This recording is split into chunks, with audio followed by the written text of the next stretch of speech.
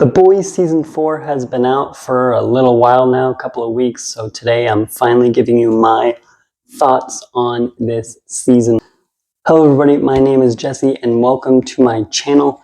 This is going to be my spoiler-free review of Season 4 of The Boys, even though most of you may have seen it by now. This is just going to be spoiler-free, just kind of my overall general thoughts on Season 4 of The Boys. I was really excited for Season 4 of The Boys. I just binged all the previous 3 seasons and Gen V over the course of the last couple of months, getting ready for Season 4. And The Boys has become one of my favorite shows now of all time, probably.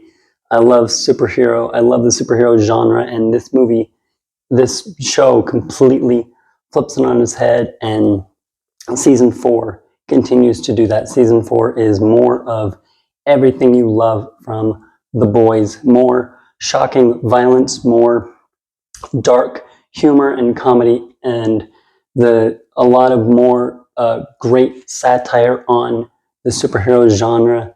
And of course, Homelander continues to be an amazing villain in this season.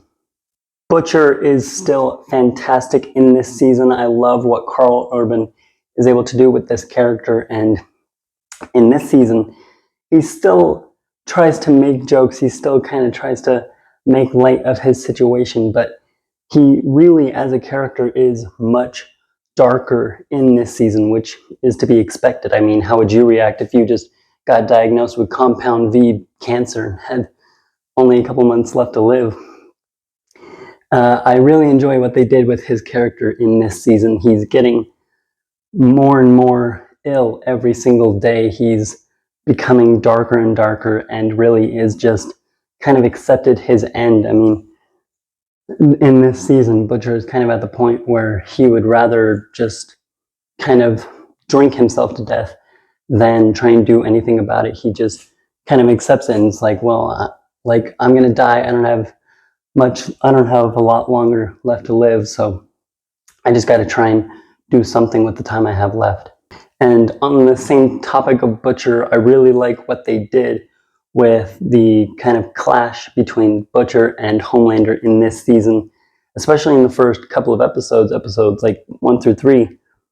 Both Butcher and Homelander are still kind of trying to be that father figure for Ryan, and they're both going about it in completely different ways. And it creates a great conflict between the two characters that I really enjoy. The new characters in this season are great as well. Sister Sage and Firecracker, I thought they both did a great job, and they're great additions to the cast.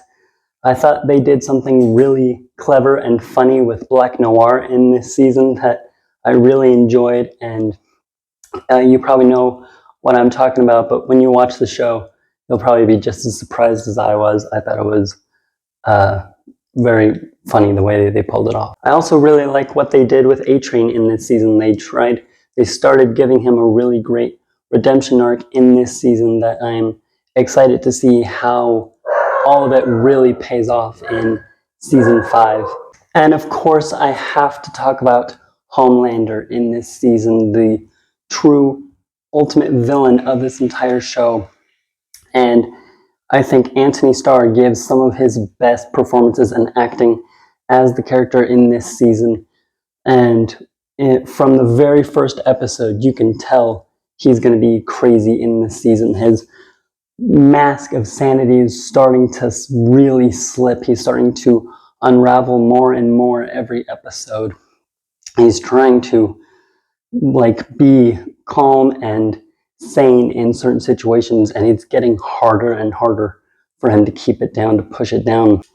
And Antony Starr really is so good.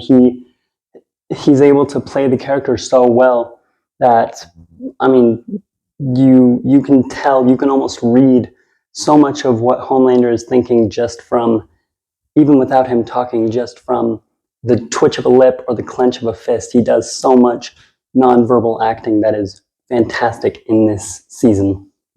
And I'm not going to go into spoilers, but Homelander has an entire episode where he kind of goes and revisits the lab where he was born, and talks with the scientists that experimented on him as a child. And it's a terrifying performance from Anthony Starr, and as you can probably guess, it doesn't exactly end well.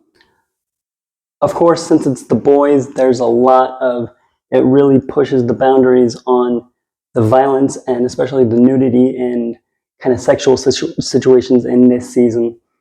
It just is really pushing that line, almost like how much you can fill a balloon with air before it pops. This season really does that. And there's just so many moments of, what the f am I watching? Why did it show that? Why did we see that? And it gets pretty crazy at times. To end, I'll just kind of talk about just my one kind of big issue with this season, and that is, I think at times there's a little bit too much going on in this season, and it almost feels like they're just filling time. There's several plot lines in this season that didn't really feel necessary to me. It just kind of felt like they're filling up time because they got to get 8 episodes in this season 4 to lead up to season 5, which is going to be the big finale of this all. And every single character has their own plotline going on. And like I said, by the time you get to the end of some of these different subplots, and some of them end, some of them felt really unnecessary to me. And I just think at times there's a little bit too much going on. But I still loved this season. It is my least favorite of The Boys, but I had a blast with it. I love The Boys. I always will. What did you think of this season? Let me know down in the comments below. And I have a Boys seasons ranking coming soon, as well as a bunch of other content. Deadpool and Wolverine just came out, so I got a bunch of MCU content coming. Be on the lookout for that. Until then, like this video, subscribe to my channel, and keep watching movies and TV.